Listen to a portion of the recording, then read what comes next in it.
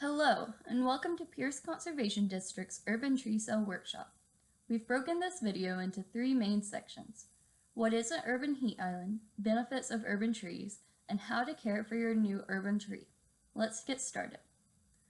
Before non-native settlers moved in Pierce County, it had a diverse natural tree canopy that consisted of 4 layers: the upper canopy, mid-story canopy, low shrubs, and ground covers.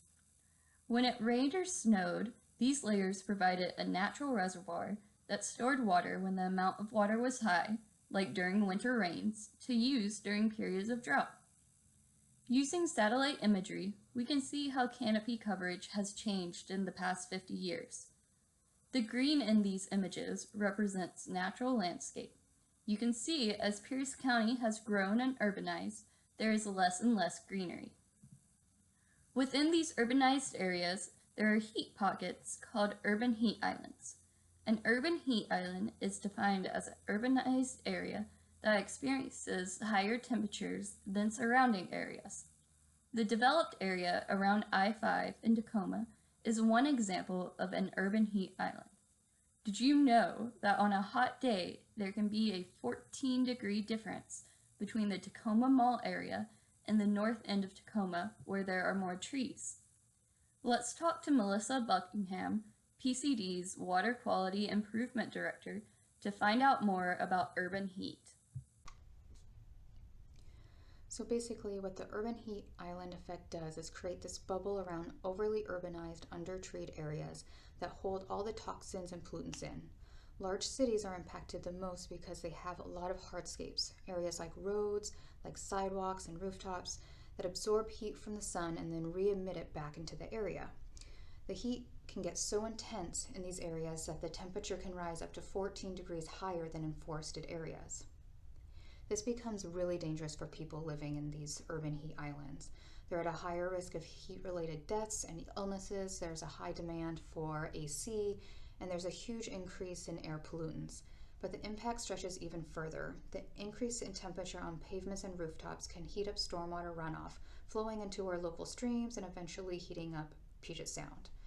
Research has found that urban streams are warmer than streams in forested areas, and during small storms, those urban streams can increase in over 7 degrees during and then right after that storm.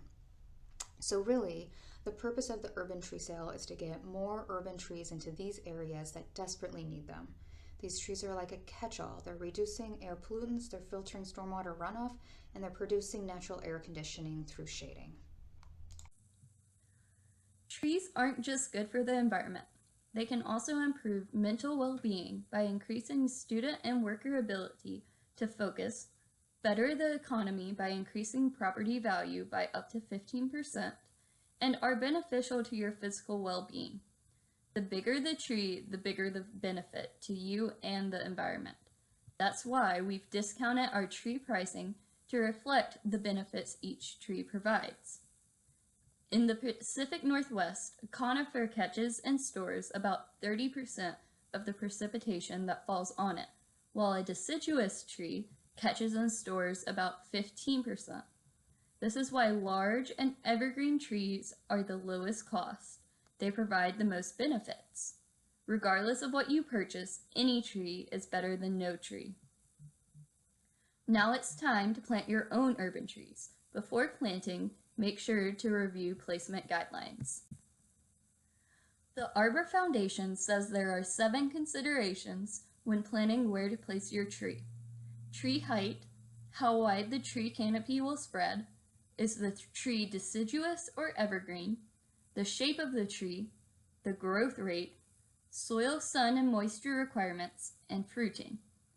Their program called Right Tree, Right Place is a helpful resource to help you in your planning.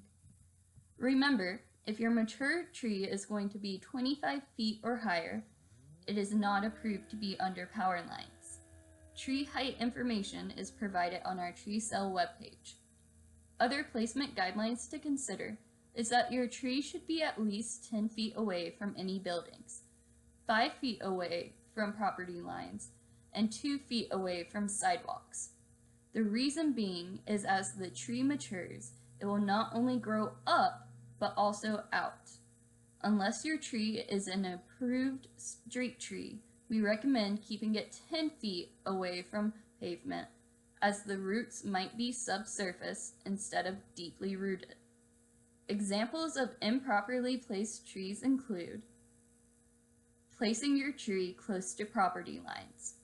Your tree could grow into the fence, like shown, or the canopy of your tree could extend into your neighbor's yard and can be cut down by them, even though it is your tree. Avoid placing large trees under power lines, as utility companies are liable to trim your tree to protect their asset.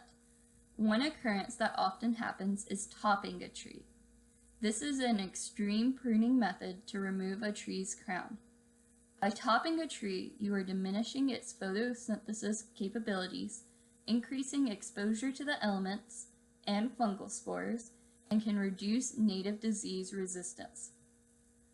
A good saying for tree placement is that you only have one shot. Make sure to call 811 before you dig and consider all current and future obstacles. Let's watch a planting demonstration by Ryan Hebert, a member of the urban forestry team for City of Tacoma. When you have your site all picked out and you have your tree nearby, when you go to dig your hole, you want your hole to be about 1.5 times the width of your root ball. To know how deep you're going to plant your tree, you take your spade shovel, line it up with the bottom of your root ball, and then find what's called the root flare, which will be right down near the base of your trunk. Here down at the base of the tree is an area known as the root flare. You can kind of see this is where it starts to go out, and you can imagine roots branching out from here.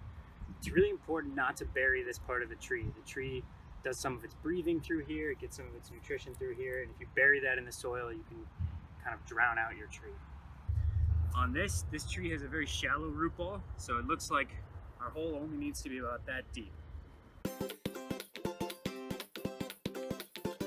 When you're ready to check the depth of your hole, when you think it's ready, you're going to grab that rake, you're going to lay it across the top of your hole, and when you check the depth of your root ball, you know where that is on your shovel. You're just going to do the same thing. You're going to put it right down in here, you're going to line it up with your rake, and it looks like we're just about perfect.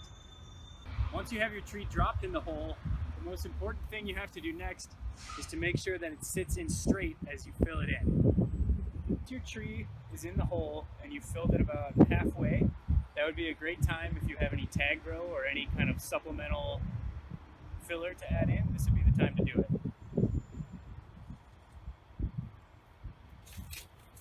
So one of the reasons that we would put tag grow in when it's about halfway full is because the roots that are closer to the surface are the ones where the tree is going to draw most of its nutrients from. So you want to put this nutrient-rich material in at that point. After you have your tree in the ground and you filled it to the appropriate depth, and remember I brought up that root flare before, you don't want to bury that root flare, you want to keep soil off of that root flare. But once you have it in and it's all kind of packed down, it's time to water. Thanks, Ryan. Just because your tree is planted doesn't mean your work is done.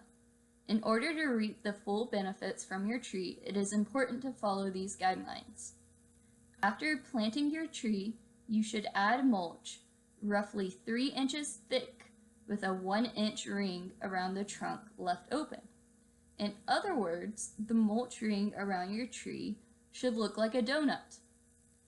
Trees need to be remulched once a year to retain moisture, keep away weeds, and add nutrients to the soil.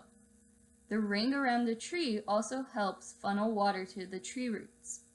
It is important not to let the mulch touch the bare tree trunk, which could lead to trunk decay and rotting. Speaking of water, it is extremely important to water your urban trees for the first 3 years of their life.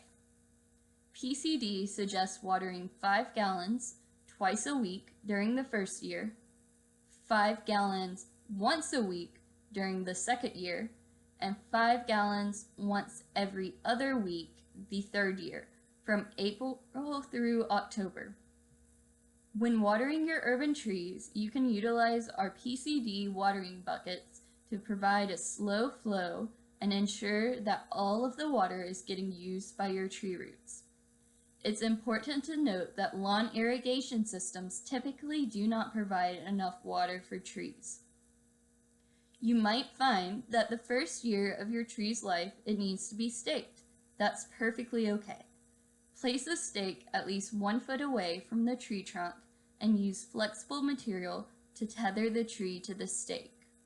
If you decide to place your tree near a road or sidewalk, as the tree grows, make sure to prune back the branches of your tree to the proper height to avoid interference with cars or joggers. Before finishing this video, let's go over some of the resources you can utilize if you have any questions about your trees. Online resources include websites like the Arbor Tree Foundation, City of Tacoma Urban Forestry page, and Washington State University's Gardening in Washington State page.